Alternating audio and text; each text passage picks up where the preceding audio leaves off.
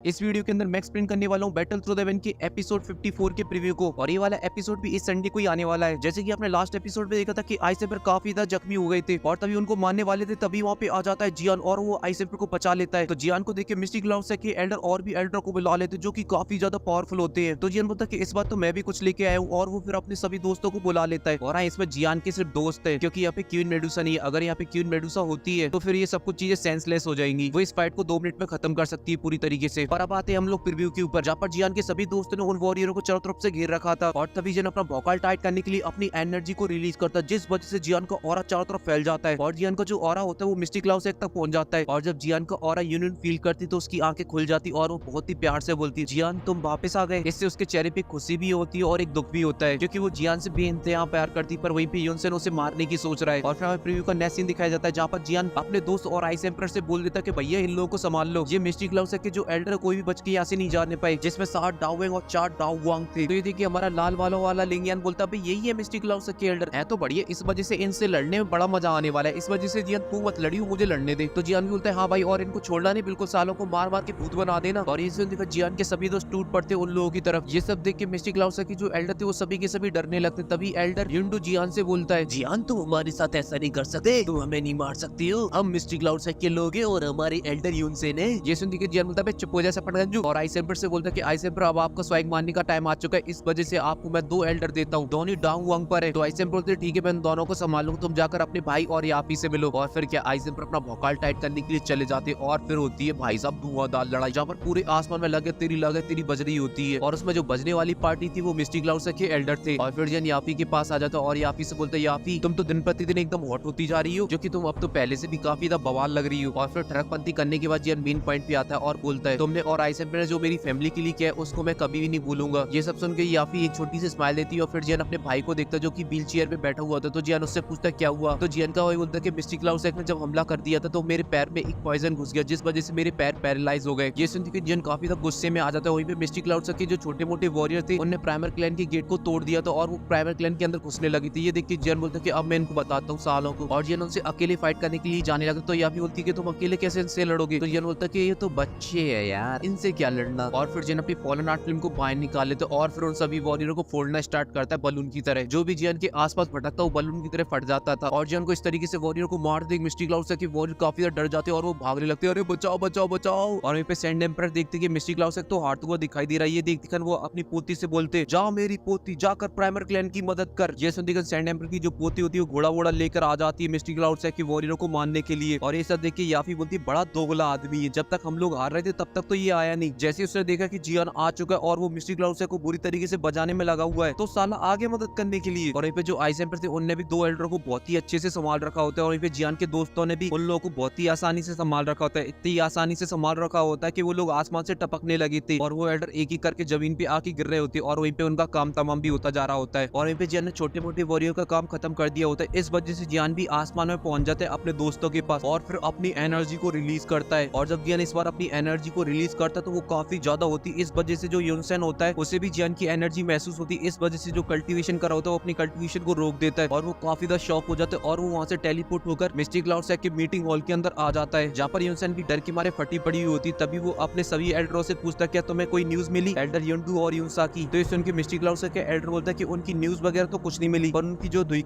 पात की जो एनर्जी है वो धीरे धीरे कम होती जा रही है, ऐसा लग रहा है कि वो काफी ज्यादा इंजर्ड है। ये सुनकर यूनसेन और वहाँ पे बैठे हुए सभी एल्डरों के एकदम से होश उड़ जाते हैं, जो कि मिस्टिक क्लाउड ने अपनी आधी स्ट्रेंथ को भेज दिया था प्राइमर क्लैन के ऊपर। अगर वो हार जाते तो मिस्टिक क्लाउड की आधी पावर कम हो जाएगी। पर तभी जो मिस्टिक क्लाउड की जो पावरफुल 7 वॉरियर होते हैं वो मर जाते हैं अचानक से। ये देखकर उनकी और भी ज्यादा होश उड़ जाती है। ये सुनकर पूरे हॉल में बातें होने लगती है कि ये चल क्या रहा है, ये मिस्टिक क्लाउड की वॉरियर कैसे मर गए, क्योंकि जीमा एम्पायर के अंदर कोई भी ऐसा क्लैन नहीं है जो हमारे मिस्टिक क्लाउड की वॉरियर को हरा पाए। और ऐसी करके वो लोग अलग अलग रीजन देने लगती है, कोई बोलता है कि ऐसे मारे गए होंगे, कोई बोलता है कि वैसे मारे गए होंगे। ये सब सुन के जो यूनसेन होता है जिससे काफी तो गुस्सा आ जाता है और अपना हाथ जोर से मारता है टेबल पे, जिससे वो सभी के सभी शांत हो जाते हैं। और फिर यूनसेन बोलता है किसी क्लैन के अंदर इतनी ज्यादा हिम्मत नहीं जो हमारे मिस्टिक क्लाउड की वॉरियर को हरा पाए। और वो हरामी एक छोटा लड़का जीव फैमिली का जियान वो वापस आ चुका है और उसने उन सभी लोगों को मारा है। ये सुनकर वहाँ पे जितने भी एल्डर थे वो आपस में बातें करने लगती है और फिर यहाँ पे काफी कुछ होता है। उसके बाद सभी लोग वहाँ से चले जाते हैं। अब हॉल के अंदर सिर्फ यूनसेन बचा हुआ होता है। तभी वहाँ पे वो लुप्सुल का बंदा आ जाता है और वो यूनसेन से बोलता है कि मैंने तुमसे पहले ही बोला था जियान कितना ज्यादा खतरनाक है, पर तुम इतनी ज्यादा टेंशन मत लो क्योंकि उसकी जो पावर है वो उसकी पावर नहीं है, क्योंकि उसके पास मास्टर याओलाओ की सोल है। और वो लड़का उन्हीं की पावर को यूज करता है, जिस वजह से वो इतना ज्यादा पावरफुल हो जाता है। पर अब तुम बिल्कुल भी टेंशन मत लो, जब भी वो लड़का तुमसे फाइट करने के लिए आएगा तो मैं वहीं पर रहूंगा, और जब वो लड़का मास्टर याओलाओ की पावर को लेगा तो मैं वहां पर आ जाऊंगा और मैं मास्टर याओलाओ से फाइट करूंगा, और तुम उस लड़के से फाइट करना और तुम उसे बहुत ही आसानी से मार पाओगे फिर। और ये बोल के उलुप्सो वाला बंदा वहां से चला जाता है, और मैं भी इस वीडियो को यहीं पे खत्म करके यहाँ से चला जाता हूँ। तब तक के लिए आप वीडियो को लाइक करिए, चैनल को सब्सक्राइब कर दीजिए, और कमेंट में आप बताइए कि आपको प्रीव्यू और नोवेल का कॉम्बिनेशन कैसा लगा।